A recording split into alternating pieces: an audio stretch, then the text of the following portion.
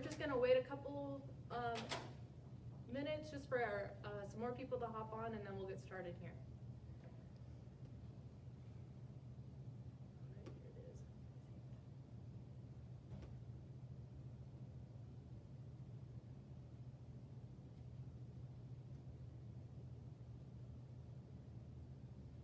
All right, hello everyone. I'm Katie Yonker, your community health worker out of the Niobrara office, and today I have Sarah Maslanka with me, and we will be doing a presentation on summer storm and disaster preparedness.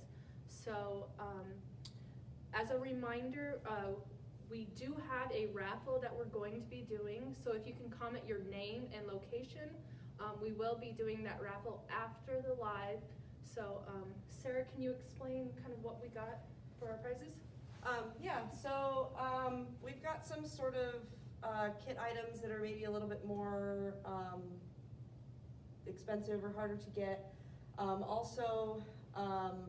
If you do want to enter the raffle, we do ask that you live within maybe 30 minutes or so of a service area, just to make that easier for you to pick up or for us to deliver it.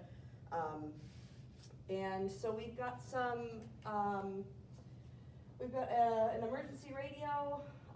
We have a couple of like pop-up lanterns, battery powered. We have a little set that is like a little rocket stove, wood burning rocket stove with a like personal cooking cup and stuff and some matches. And then we have one big duffel bag that's got a bunch of kind of those kind of items and a couple other things in it to kind of get a family started on their kit. So we have a total of 4 of those drawings to do. All right, so some good stuff. So just as a reminder to enter your name and your location, and Sarah said at least if you're within 30 minutes of the service area. And then we do also have some like disaster kits that we have put together, donated by housing. I believe those that are living with housing will be able to access that. And then we do have some on hand as well. So just reach out to Sarah, myself, or Michelle, or Danny at housing, and you guys can get some of those kits. So Sarah, I'll let you take it away. All right, here in the Midwest, we have a few different, I'm just gonna slide the chair out of the way. We have a few different things that you would typically want to prepare for. If you're not in the Midwest, there are a lot of resources and information on other ways you can prepare for other disasters and weather-related incidents on like ready.gov and FEMA's website. So we'll provide some of those resources later too. The information we're going to give you today is kind of some basic, just things to start thinking about, things to think about when you're making those plans in general, and maybe a little bit about some of the specific things that you might want to look into for specific types of emergencies. So generally, here in the Midwest, we deal with thunderstorms, tornadoes, floods, extreme heat, and power outages, whether due to weather events or other reasons. And so those are the kind of things you want to think about when you're planning, is to plan for those kinds of things. When you're making your emergency plan, your first step is to kind of start by discussing with your family, your friends, your household, what kinds of resources you might need. You want to ask yourself questions like, how will I receive those emergency alerts and warnings? What's your shelter plan? What's the route in case we need to evacuate? The communication plan? How's our emergency preparedness kit? Do we need to update that? And all those kinds of things. Your second step is to consider the specific needs of your household. and to create your own support network for specific areas where you might need assistance. So if you have pets or young children or elders in your family or near you that are outside your household, you might want to consider that when you're doing that emergency plan. Those responsibilities for assisting others, any dietary needs, any medication and prescription medication and equipment, that kinds of thing. Your third step is to actually fill out that emergency family plan. So there are resources online for that. We also have hard copies. You can download PDFs of it. In the kits that we have a binder with a bunch of those resources already set up for you. And if you need more, you can either let us know and we can get them for you or print them out or whatever. Or you can go download them online as well. Your third step is to practice that plan with your family or household. I think most people have had some like education and practice with like maybe fire preparedness. If you have a house fire and you practice that plan, it's like that, but for all the different other kinds of things that you're planning for, that's not just that specifically.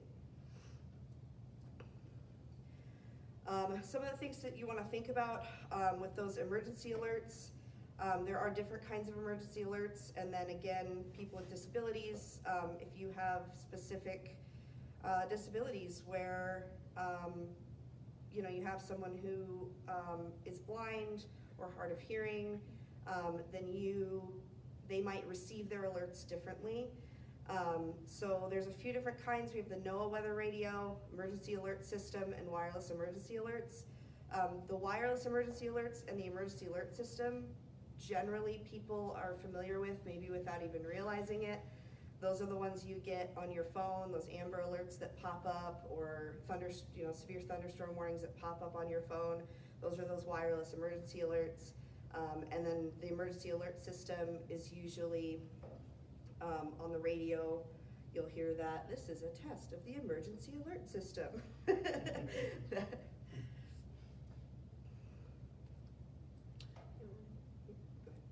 So your WEAs, your wireless emergency alerts, are a public safety system that allows customers who are compatible with the device to receive geographical targeted text messages alerting them of imminent threats to safety in their area.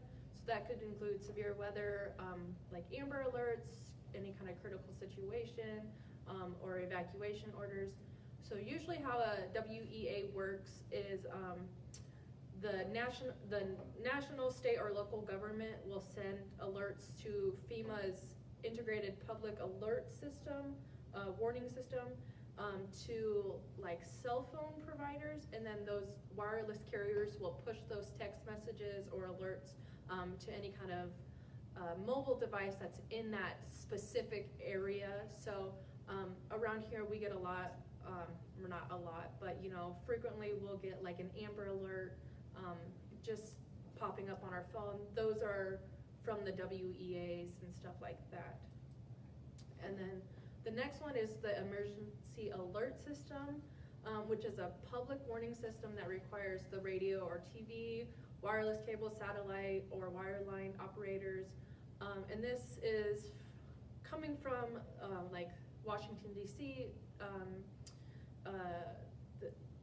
kind of to get the message out to, they say, to people within 10 minutes during a national emergency. So messages, like Sarah had said, can interrupt your television show or your radio, and that's that kind of message that'll come over that you'll hear.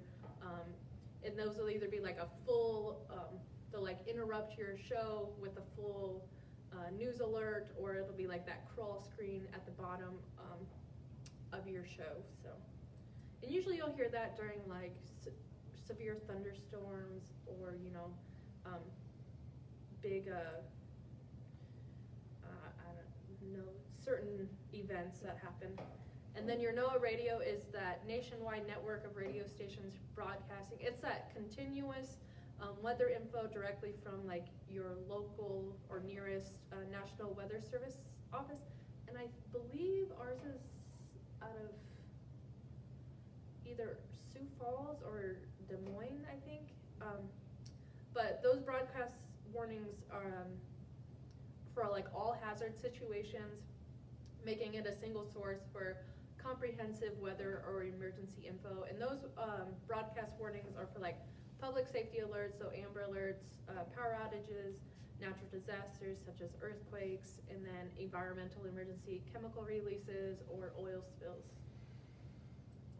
And then these are kind of the examples that will pop up on your phone or your TV and stuff like that. Most of the examples I could find were just mobile devices, so. But you can see even like your Apple Watches and that sort of thing that are tied to your phone, those will get them too. Yeah. So alerts and people with disabilities, in all of those systems, they have these common alerting protocols. That means that a single one of those alerts can trigger multiple warning systems to push those alerts out, so that you can get them hopefully by at least one, but possibly more than one pathways.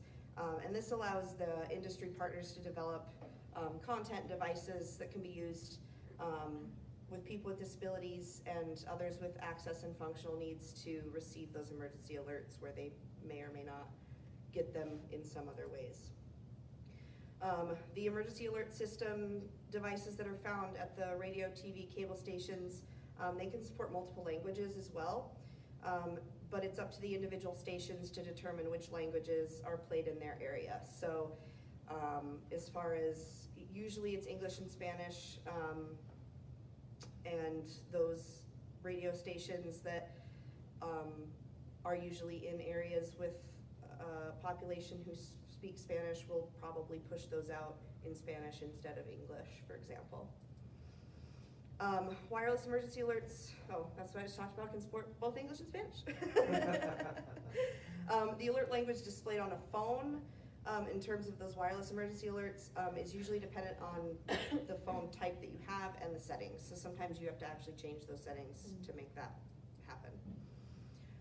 There's also a common set of symbols that are used that make public alerts and warnings more effective for people with visual disabilities, hearing disabilities, or those who have limited English proficiency, so that even if you can't necessarily read those words, you can figure out what that warning is based on the symbols. And I did have a college roommate who had hearing aids, and so when her phone would go off, it would buzz continuously and flash a light until she noticed it, just because she wouldn't always hear that ding or that notification that would pop up. Some other things to think about when you're making your plan is pets. If you have pets, you probably want to have an evacuation plan for your pet as well, whether that be, how are we going to get our giant dog into the basement? Will it walk down the stairs or not? That sort of thing. Or, if we have to evacuate our home, do we leave the dog behind? Do we bring it with us? Do we have a neighbor up the hill who can take care of it? Like what is the plan to take care of that pet in that instance? So you want to plan with your neighbors, friends, relatives to make sure someone's available to care for or evacuate your pets if you're unable to do so. If you've got somebody coming to feed your dog when you're on vacation and suddenly something happens, can somebody get your pet out of there? Do you have that plan set up or not ahead of time? One way to help too is to have your pet microchipped. I know at least in our rural areas that's not as common, but it does help if your pet gets away or is lost during an emergency. When it's picked up by those emergency services and those animal organizations, they will scan for a microchip before they do anything else. And if you have them microchipped and have their information, and have an emergency contact outside of your immediate area as well, that helps you and your pet be reunited. And you want to build a kit for your pet. If you have a big enough pet that they can carry a backpack, cool. Make them their own little evacuation backpack.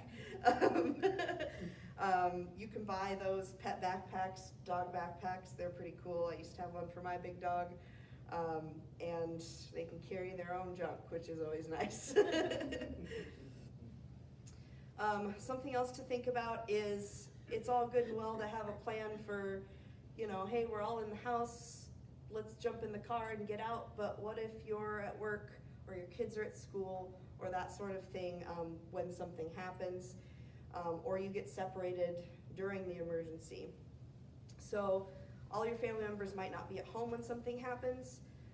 You want to know what the school's response is in case of these emergencies, what your work's response is, as well as have emergency plans for that. So if you know what your school's plan is and you know that they won't release your child unless, you know, you have a name on a list and that's who can pick them up, and otherwise they'll hold on to them, that's something to plan for. If you can work with the school and say, hey, we have this family meeting place, my kid's old enough to get there on their own. If they can show you a text from me that says, hey, we're okay when you guys are good and things are stable, meet us at the family meeting place. And if they can show you that and you'll allow them to leave, great, you know, so you can plan for that kind of thing and work with that. Know how you'll contact one another and reconnect if you're separated.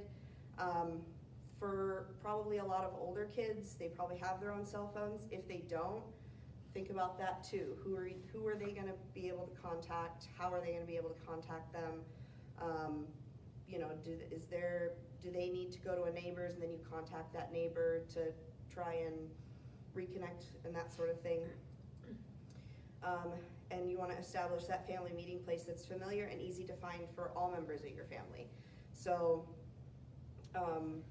I know, like, even when Mom and I would go on vacation, we would be somewhere in a theme park or something, and we would say, okay, what can we pretty much see from anywhere in the park or get to, so that if we get separated, you can head towards that and we'll meet there. And then even if, like, one of the park employees, then you can say, like, hey, I'm supposed to meet my mom at, you know, whatever place, and then they'll take you there as well.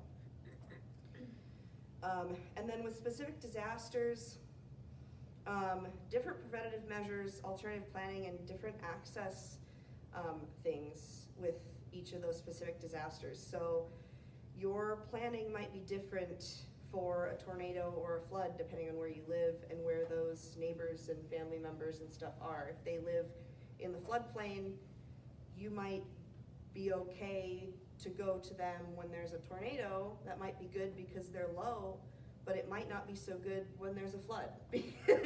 So, excuse me, you want to think about those kind of things. And then access to your emergency kits, to resources, to roadways, etc. Up here, maybe not so much, but in cities, if there's an evacuation notice, those roadways, those main thoroughfares, they get clogged up really quickly.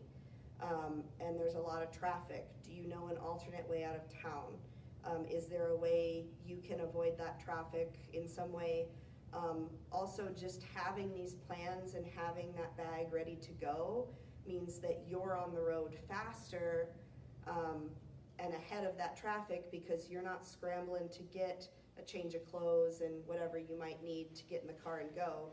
It's just grab and let's go, let's get in the car. You're already ready to go. That puts you ahead of that pack.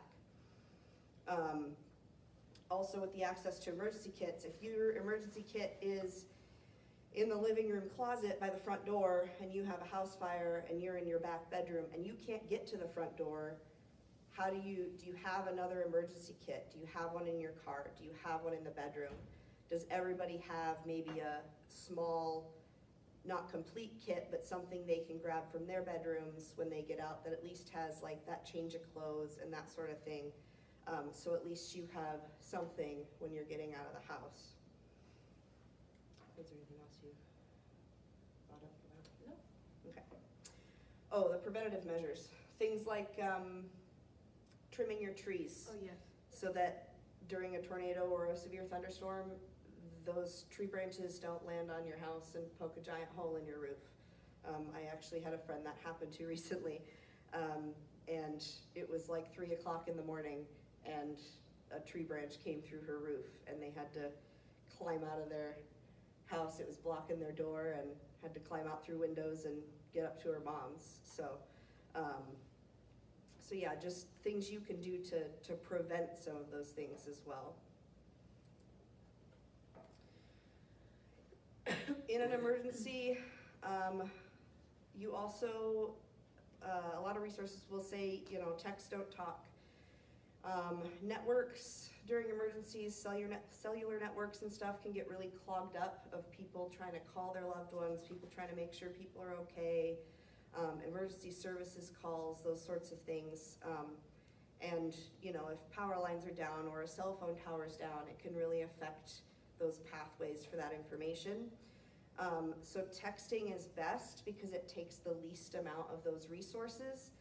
If you have to make a call, you want to keep it really brief. Give the really important information to either emergency personnel or those family contacts, household members. This also helps you conserve battery, but it also keeps those networks open for emergency services to be able to get information to each other, and people to call emergency services when they need to as well. So I was living in Wayne when that big tornado went through Pilger, and my mom kept trying to call my phone to see if I was okay, but because of the landlines were so jammed, there was no calls coming through. So this is kind of an example where I could text, but I couldn't get a phone call in just because the lines were so clogged. So in situations like that, that's where you want to send a text, so you're not, so you're allowing emergency services to get calls, because if someone's, stuck in their car, or their house collapsed or something, you want them to be able to contact emergency services. So again, in situations like that, text, don't talk. So yeah, and just the more congested the network, the fewer of those emergency communications like that can get through as well. If you do have to call and you need to redial the number because it didn't go through or somebody didn't answer, you want to wait at least 10 seconds to allow that data to kind of clear, because it can still sort of be sending. It's like how when you reset your internet router, you got to wait a certain amount of time before you plug it back in because it's clearing that data. Resending that same data too quickly will contribute to that clogged network as well. So when you're making your family plan, you want to get the family involved. It's not just for the adults in the households. You want to make sure all those family members are involved in making the plan. Youth of all ages can help brainstorm meeting places, in and out of town emergency contacts, what toys to include in your pet's emergency kit, check the clothing, the expiration dates on items in the kit like twice a year, and a lot more of those things that you're doing. So when I talk about that too, you want to check that clothing. If you've got summer clothes in there and now it's winter and you need to go and you pick that bag up and you go out and you go to change and you go, oh, I've got shorts in here. This isn't great in 0-degree weather. You want to make sure those clothes, and especially with kids, you want to make sure those clothes are still going to fit them in the next 6 months. And then check your expiration dates on any food items and that sort of thing, medications. Give youth age-appropriate responsibilities in the carry out of the family plan. So if they can grab a bag or grab their own bag, or go help turn off utilities if they're old enough to do that, like have them involved in that so it's a group effort. And use it as an opportunity for your family to learn new skills. Learn first aid and CPR if you don't already know it. Learn how to use a fire extinguisher if you don't already have that. Teach your kids how to use the fire extinguisher. Know how to shut off those utilities, propane, natural gas, water, electricity. Natural gas leaks and explosions cause a significant number of fires after disasters. So it's important that all of those household members who are old enough to do it know how to shut off natural gas. There's different shut-off procedures for those different gas meter configurations. So you want to check that before you need to do it, because then you won't be scrambling to do it in an emergency. If you do practice this process, you can practice shutting off the water, you can practice shutting off the electricity. You don't want to actually shut off the gas. You can just sort of mock do it, because when you shut off the gas, usually you actually have to have a certified person come out to turn it back on, and that's sort of a fail-safe thing. So, and in general, during an emergency or any time, if you smell gas or hear a blowing or hissing noise, open a window, get everybody out, and turn that gas off, and then contact the company. The shutoff valve for the main water line is usually, if you have a basement, in a basement, but find that, make sure it works properly, make sure it shuts all the way off. Sometimes they get rusted shut over time and they're not able to actually turn properly, shut off properly. If that's the case, get it replaced. When something happens, there may be cracked lines. You want to go ahead and shut that water off until authorities say it's safe to drink or use that water. And then the electrical too, if there's any electrical sparks, it can ignite any of that gas that might be leaking. When you're shutting off the electricity, you want to shut off all the individual circuits before shutting off the main. So you want to do all of those, but you want to do it in that order. And then practice. So make sure all your family members know the communication plans. We have in the kits and in general available little cards that'll like fit in your wallet, where you can write all those numbers down and have them with you all the time. Make sure they know those meeting places and how to get to them, and where the emergency kits are. Do a mock run through of your plan. Do it different times of day, different weather, different seasons. Factor in some of those different, okay, this is this kind of emergency instead of this kind. We can't go to grandma's because she's in the floodplain and it's flooding. What do we do, right? Do a mock-up of something happening when you're separated. Even if it's the weekend, kind of drop everybody off at a couple locations and say, okay, you're at school, mom's at work, let's practice meeting up at our spot and that sort of thing. And again, include in that plan the process of shutting those utilities off. Again, just don't shut that gas off or you're gonna have to call the company. And revisit those plans at least once a year. Update emergency contacts, meeting locations, any important paperwork you have in your kit, etc. Okay, so building a kit. So why do we want to build a kit? Disaster supplies kit is a collection of basic items your household may need in the event of an emergency. So after an emergency, you may not have access to running water, electricity, or even your home, and you may need to survive on limited resources for a few days. So being prepared means having enough food, water, and supplies. Generally plan for 3 days is what they say, possibly longer if you're like in a rural area, live out in the country, or a hard to reach area. And then once you take a look at the basic items, we do have some lists in these binders that are in the emergency kits that we've put together. Once you look over it, consider like what kind of unique needs your family may need, such as supplies for pets, seniors, if you have any children with any kind of illnesses or sicknesses, and then include copies of important paperwork such as birth certificates, titles, deeds, your insurance.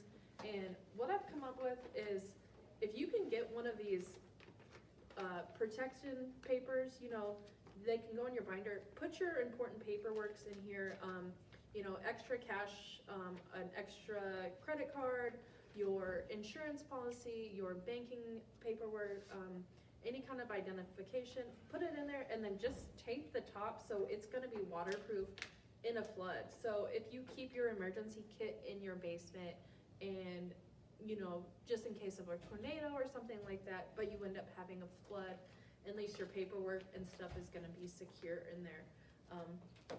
And then, so what kind of items do you wanna put in your kit?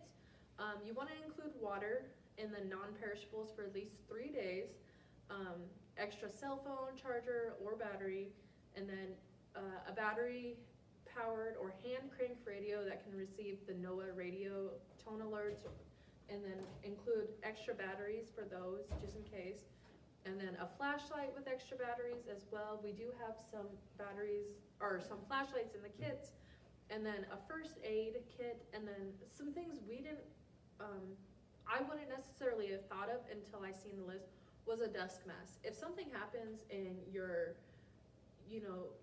house gets shaken up, you want to probably have a dust mask on because there could be drywall, there could be insulation and stuff in the air. You want to have a dust fires and stuff like that. Have a dust mask available for situations like that. And then we did include a whistle, so if something were to happen, you could alert people that you're down in the basement or in the cellar, and that you're okay, you're alive.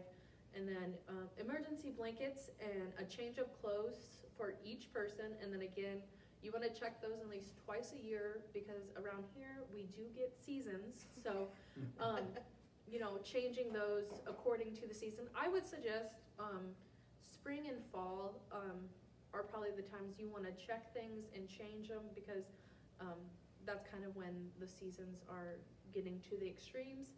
And then towelettes, feminine products, personal hygiene products, and then garbage bags for like personal sanitation, fire extinguishers, and then also like non-sparking wrench or pliers to turn off those utilities. We do have manual can openers and matches in there, and then prescriptions or glasses, extra glasses for people like me who lose them. And then if you have little ones, formula or diapers, and then for your pets, food, water, and toys, supplies, whatever you need for them. And then your family documentations, your insurance policies, identification, bank records, and then in a portable waterproof container. So, and then cash or change on hand, and then some other things to think about would be like a paper or a pencil, puzzles, maybe some like cards, dice, board games, coloring books for children. And that's what I have. And then when it comes time to that disaster's over, you're kind of recovering after that disaster and helping others, your local emergency officials and voluntary organizations are usually the best options for immediate needs such as food and shelter. You want to file an insurance claim if there's any damages. Before you start doing any cleanup, document the damage and then document it as you clean it up as well and find more. And if you do repair anything before that insurance claim gets processed, you want to save all those receipts so that you can be reimbursed. If there's any injuries, you want to administer that first aid, seek medical attention for any injured person following the disaster. If you find someone is really seriously injured, try not to move that person unless they're like in immediate danger of further injury or dying because the house is going to collapse or something. If you have to move them, stabilize that neck and back, and then call for help as soon as you move them. Some of the safety things to think about is watch for washed out roads, contaminated buildings, contaminated water, any gas leaks, broken glass, damaged electrical wiring, slippery floors, that sort of thing. When you come back to your home, if you smell gas, if there's still floodwaters around, or if your local authorities have not said you can go back to your homes. Don't go back to your home yet. It's just not safe for you to be there. And you want to keep a battery-powered radio with you for those emergency updates. And then when it comes to helping others, either locally or nearby, the best sort of way to do that is to donate cash to recognized disaster relief organizations that are helping in those areas. They're the most effective donation to make because it means that they can place that cash where they need it, whether it be for supplies, whether it be for immediate housing needs, and it allows them to obtain those goods and services locally instead of outsourcing them somewhere else. If you want to volunteer to help with cleanup and that sort of thing, find some local organizations that you can do that with. Volunteer with those nonprofit organizations early, and then you can be already trained and ready to help when they need you for a disaster. You'll find those opportunities a lot easier to come by. If you do want to donate goods, make sure you confirm with those organizations what they need before you just throw a bunch of stuff at them. So donate in-kind goods that are specifically requested or needed, and confirm those needs. Contact them, be like, hey, what kinds of things do you need?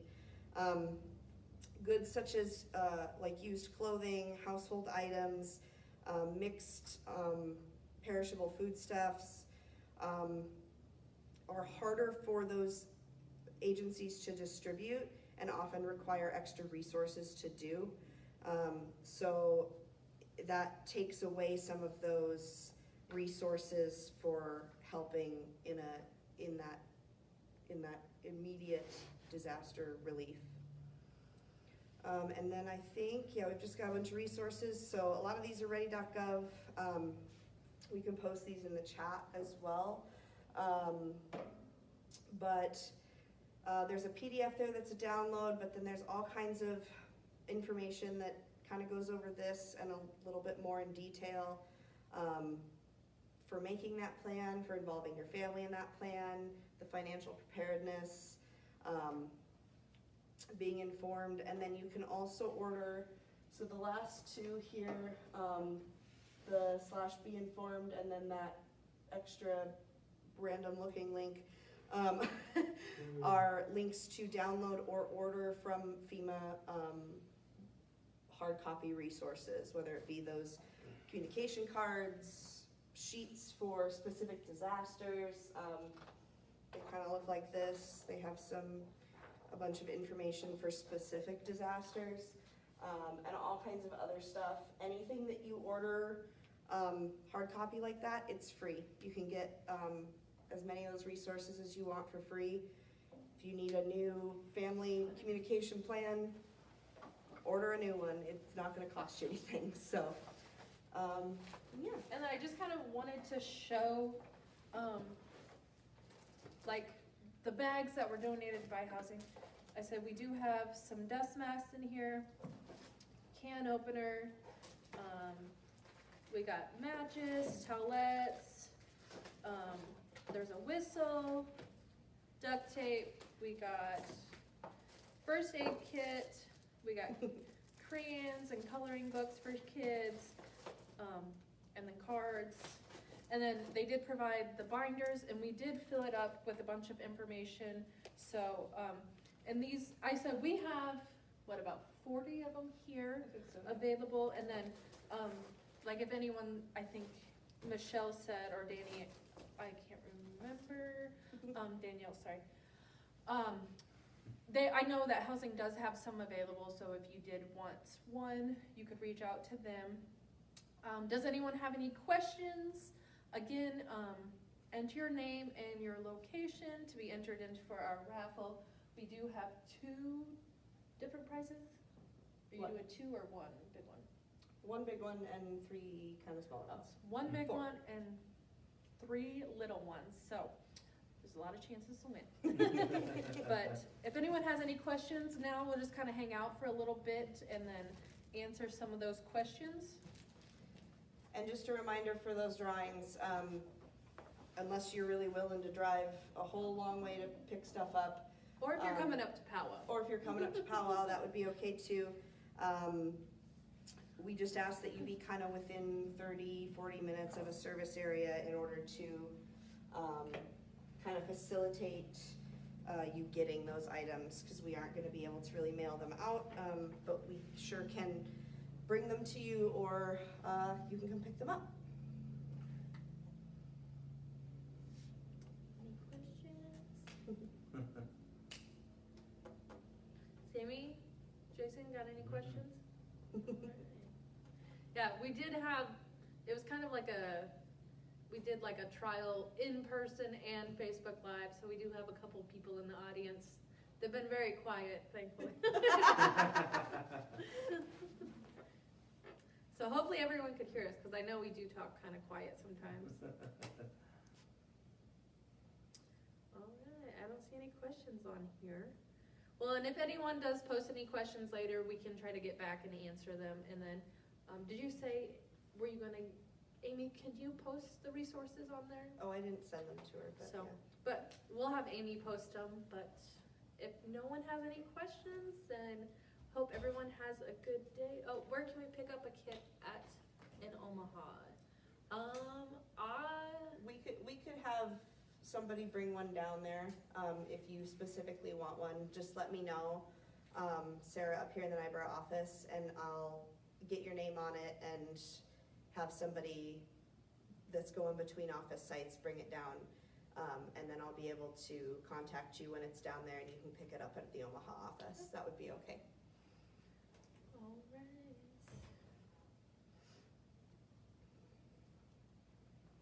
Any more questions about kits or anything? Should kind of move it fast. I do know they have housing there. But all right, so we'll again answer any questions. Comment your name and location to be entered into the raffle. So does the pack?